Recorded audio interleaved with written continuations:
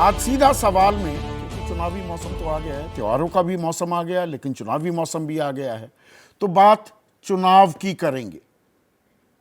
अब चुनाव में दो पहलू सबसे अहम हो जाते हैं। एक तो पार्टियों के, राजनीतिक दलों के वादे इरादे, उनके घोषणा पत्र, उनकी योजनाएं, और दूसरा उम्मीदवार कितना खर्च करेगा।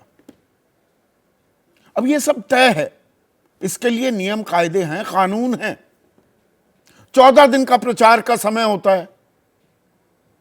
1997 से पहले ये 20 दिन का होता था।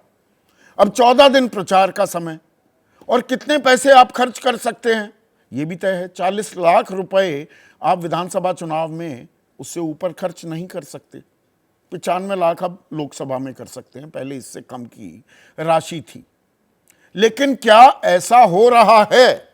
क्या एक लेवल प्लेइंग फील्ड है, या सरकारें, शब्द पर गौर कीजिएगा, केंद्र सरकार और राज्य सरकारें सरकारी तंत्र का, सरकारी खर्च का और सरकारी प्रचार का इस्तेमाल करती हैं चुनावी नफे नुकसान के लिए, चुनाव में फायदा उठाने के लिए, सीधे शब्दों में कहूं। और यह मैं क्यों कह रहा हूं? क्योंकि 5 राज्यों में विधानसभा के चुनाव हैं, पर असरात 2024 के लोकसभा चुनाव पर भी होने वाले हैं, तो उस पर भी निगाहें हैं। तो सरकारी प्रचार का जबरदस्त इस्तेमाल किया जा रहा है। आचार संहिता लागू होने के बाद, जैसे ही चुनाव की तारीखों का ऐलान करता है चुनाव आयोग, उसके बाद आचार संहिता लग जाती है, तो नई योजनाओं की घोषणा नहीं हो सकती। घोषणा पत्र जारी कर सकते हैं, लेकिन कुछ शिलान्यास नहीं हो सकते, और कुछ नहीं हो सकता उस राज्य में। लेकिन क्या ऐसा है? और उससे पहले की तैयारी क्या हम बड़ी कन्वीनियंटली नजरअंदाज कर देते हैं? कुछ आंकड़े आपके सामने मैं पेश करता हूं।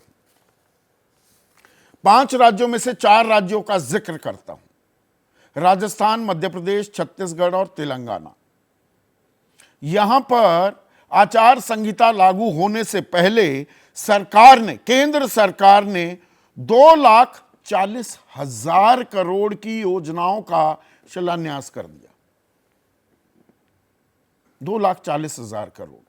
राजस्थान में 64,000 करोड़, मध्य प्रदेश में 94,000 करोड़, तेलंगाना में 39,000 करोड़ और छत्तीसगढ़ में 40,000 करोड़।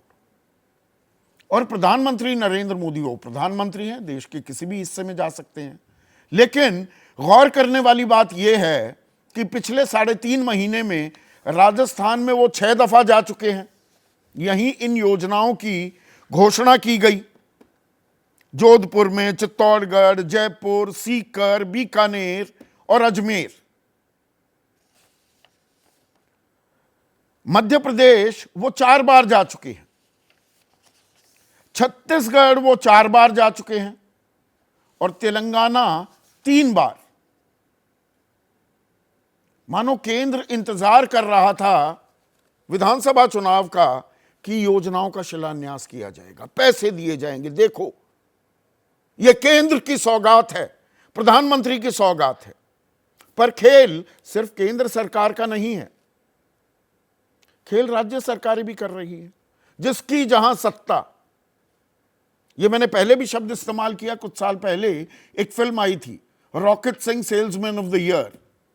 तो salesman of the year Rajasthan में अशोक गहलोत भी बनते दिखे हैं।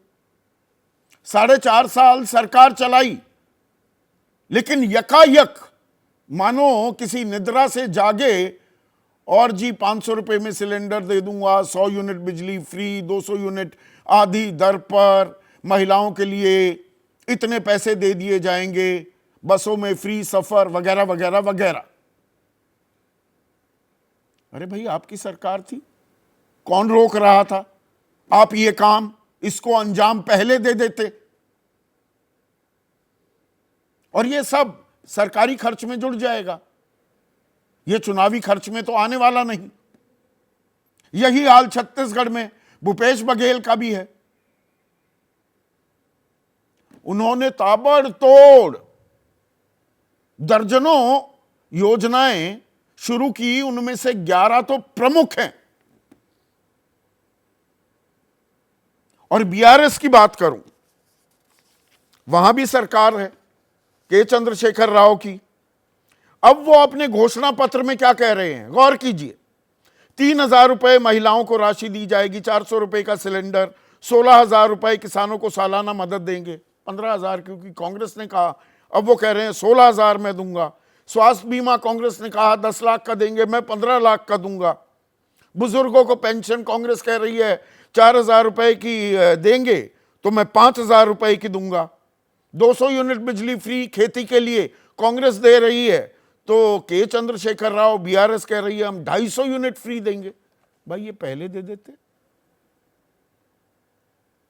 ये 4.5 साल सत्ता में रहने के बाद आपको यकायक आपके चक्षु क्यों खुले? अब यहां पर अभय दुबे मुस्कुरा रहे हैं। जैसे ही घड़ी का काटा दोपहर 2:30 पे आए, बबीता जी का दिल सास बहू साजिश के लिए मचल जाए। और ये है इनकी बहू, पूरे दिन ऑफिस की टेंशन हो जाए गॉन जब ये करें अपना फेवरेट शो फ्री टाइम पे ऑन। इनकी तरह आप भी देखें अपना फेवरेट शो अपने टाइम पर और डाउनलोड कीजिए एबीपी लाइव ऐप अपने स्मार्ट टीवी पर।